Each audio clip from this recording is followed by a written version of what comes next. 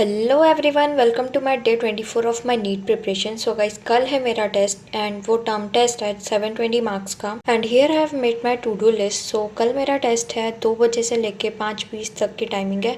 And test की timing change हो गई है, वरना पहले हम लोगों का टेस्ट होता था 10 बजे से 1:20 तक। सो मैंने अपनी टू डू लिस्ट में आज टारगेट डिसाइड किया कि मैं क्या क्या पढ़ूंगी, तो मैं आपको बताती हूँ। तो मेरा टारगेट है कि मैं पूरे चैप्टर का रिवीजन कर लूँ जो भी आ रहा है टेस्ट में। देन PYQ सारे चैप्टर के सॉल्व कर रही हूँ। एंड बायो में मैं सोची हूँ फुल मॉड्यूल जो भी है वो पूरी सॉल्व करूँगी, एक्सेप्ट 2005 के पहले वाले। फिजिक्स केमिस्ट्री में 2018 तक के PYQ मैं एक बार सोची हूँ सॉल्व करने को।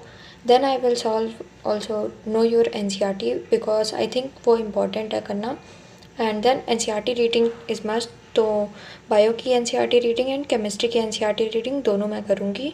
सो here I have first started with zoology. And zoology का सबसे पहले मैंने रिविजन किया, then I read NCERT, then I have solve know your NCERT because मैंने सोचा कि एक एक सब्जेक्ट पूरा कंप्लीट करके ही चलते हैं।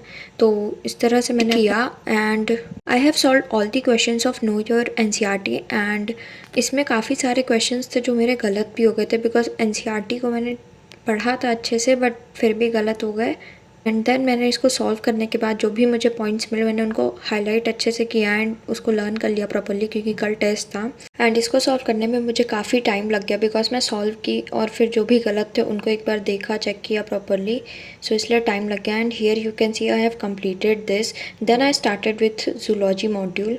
एंड जूलॉजी के मॉड्यूल में मैंने टारगेट लिया था कि मैं 2005 वाले उसके पहले वाले क्वेश्चन सॉल्व नहीं करूँगी, बट मैंने 2010 से नहीं किए बिकॉज वो मुझे इरेलीवेंट लग रहे थे एंड मुझे इतने नेसेसरी नहीं लगे कि उनको सॉल्व करना चाहिए। सो आई हैवंट सॉल्व दैट। उसके पहले ही इतने सारे क्वेश्चंस थे कि हो गया था, उसमें काफ़ी टाइम भी लग गया इसमें मुझे।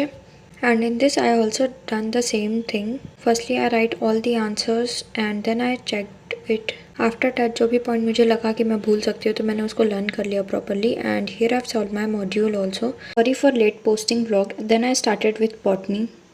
So here I will firstly do division of molecular basis of inheritance।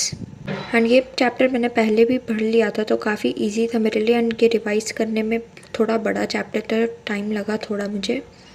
इस चैप्टर में ना थोड़े प्रोसेस है, ट्रांसक्रिप्शन, ट्रांसलेशन, जिसमें प्रोसेस को याद रखने में मुझे थोड़ी दिक्कत होती है। अच्छे से रिवाइज करने के बाद मैंने स्टार्ट की NCERT रीडिंग। एंड कि इतना बड़ा चैप्टर है कि इसकी NCERT रीडिंग करने में ही मेरा दिमाग ख़राब हो रहा था। लेकिन फिर मैंने किया, मैंने ऑलरेडी एक बार पढ़ लिया था तो मैंने उसको हाईलाइट कर लिया था पूरा। तो जितना भी हाईलाइटेड पॉइंट था मैंने उनको पढ़ लिया, बस हो गया।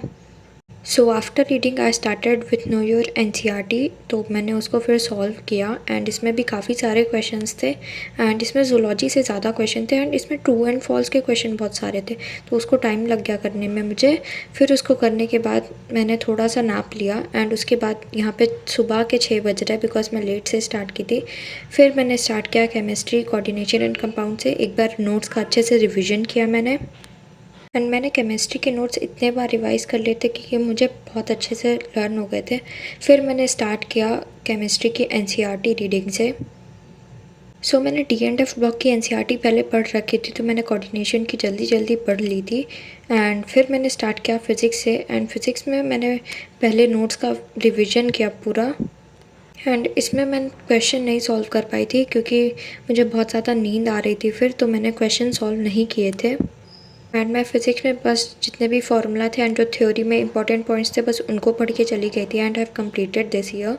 एंड आप यहाँ पे देख सकते हो कि मैं PYQ तो नहीं लगा पाई थी केमिस्ट्री एंड फिज़िक्स के। And here I have completed my all targets except that.